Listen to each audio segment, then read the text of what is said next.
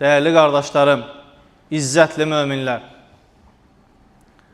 aləmlərin Rəbbi olan Allah bizləri fərqli-fərqli yaratmış. Hər birimizə imtihan səbəbi ilə birimizi digərimizdən üstün tutacaq nemətlər bəxş etmiş. Bu nemətlərin həqiqi sahibi Allahdır. Bunu anlayan, bunu başa düşən, bunu idrak edən bir kimsə Allahın sevmədiyi kimsələrdən əlbət ki olmaq istəməz. Bugünkü xütbəmizin mövzusu təkəbbürlə bağlı olacaqdır. Bilirik ki, ilk təkəbbürlü edən əbədi saadət yurdu olan cənnətdən qovulan iblis olmuşdur. Aləmlərin Rəbbi olan Allah Adəmə səcdə əmri vermiş, amma şeytan onu torpaqdan, məni isə oddan yaratmışsan deyərək ona səcdə etməkdən boyun qaçırmışdır. Bugün oxuduğum ayət-i cəllədə də Rəbbimiz özünü bəyənənləri sevməz. Özünü bəyənmək əslində insanın qəflətindən xəbər verir. Allah Azza və Cəllə xütbəmin əvvəlində dediyim kimi hər kəsi fərqli yaratmış. Allah sənə vücud gözəlliyi vermişsə, bu vücud gözəlliyinin həqiqi sahibi Allahdır. Allah sənə elm mi vermiş? Bu elmi alim olan Allahdan bilməlisən.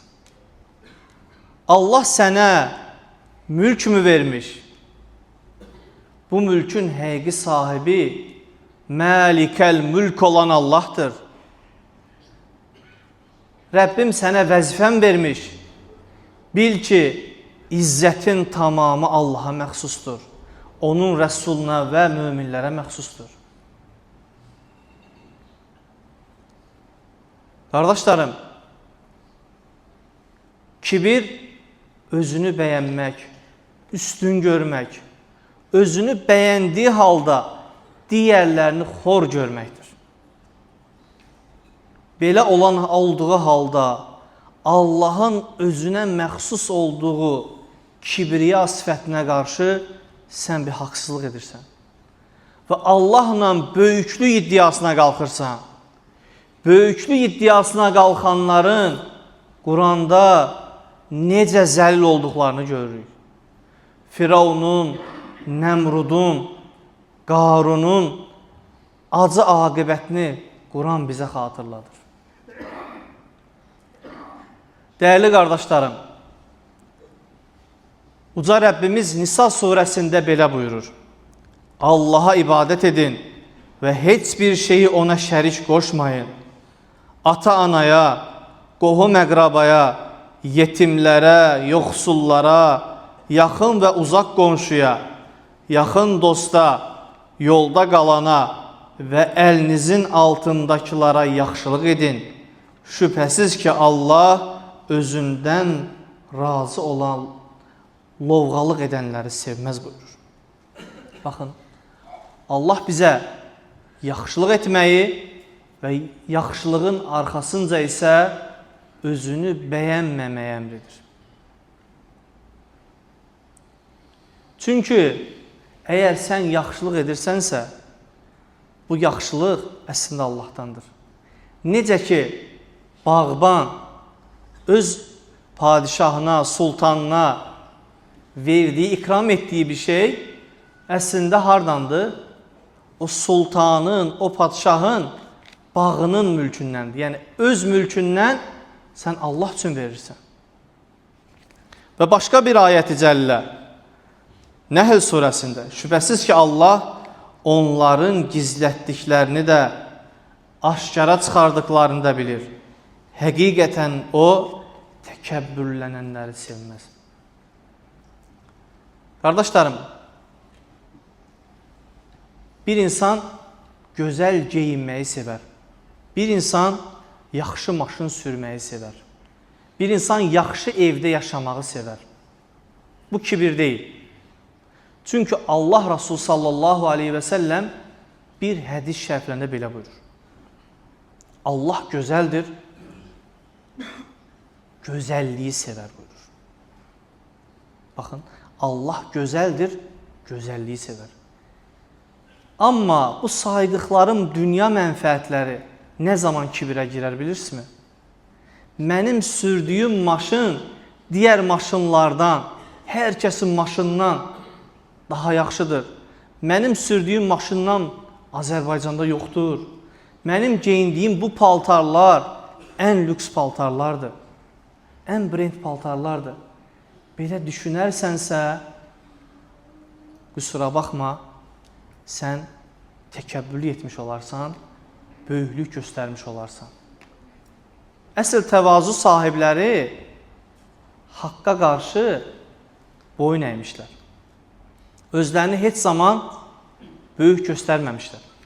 Və Peyğəmbərimiz sallallahu aleyhi və səlləmin məşhur bir hədis şərifləri var. Peyğəmbərimiz sallallahu aleyhi və səlləm buyurur ki, qəlbində xardal dənəsi qədər iman olan cənnətə girər, cəhənnəmə girməz və qəlbində xardal dənəsi qədər kibir olan, təkəbbür olan, lovu olan, özünü bəyənən isə cənnətə girməyəcək buyurur. Və başqa bir hədis şərifə baxaq. Peyğəmbərimiz sallallahu aleyhi və səlləm o gün sahabələrinə belə xitab elədi. Sizə cəhənnəmliklərin kim olduğunu xəbər verimmi, deyimmi? Və Peyğəmbərimiz sallallahu aleyhi və səlləm belə buyurur. Onlar qatı qəlbli, kobud, xəsis, lovğalanaraq gəzən təkəbbürlü insanlardır buyurur.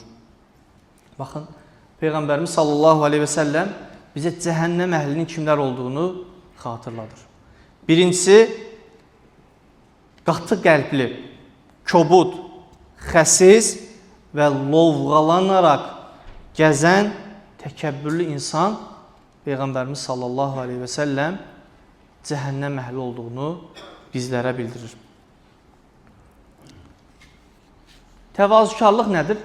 Təvazükarlıq, qardaşlarım, haqq qatında heçliyini dərk edə bilməkdir. Təvazükarlıq nədir? Haqq qatında heçliyini, yəni sənin Allahın bir əsəri olduğunu düşünüb, heç olduğunu düşünüb və Allah Azza və Cəllənin sənə verdiyi nemətlərin həqiqi sahibin Allah olduğunu unutmayacaqsan. Və son olaraq bir ayət-i cəllə ilə xütbəmi yekunlaşdırmaq istəyirəm. Allah Subhanahu və Teala İsra surəsində belə buyurur. Yer üzündə təkəbbürlə gəzib dolanma. Çünki sən nə yeri yara bilərsən, nə də boyca yüksəlib dağlara çata bilərsən.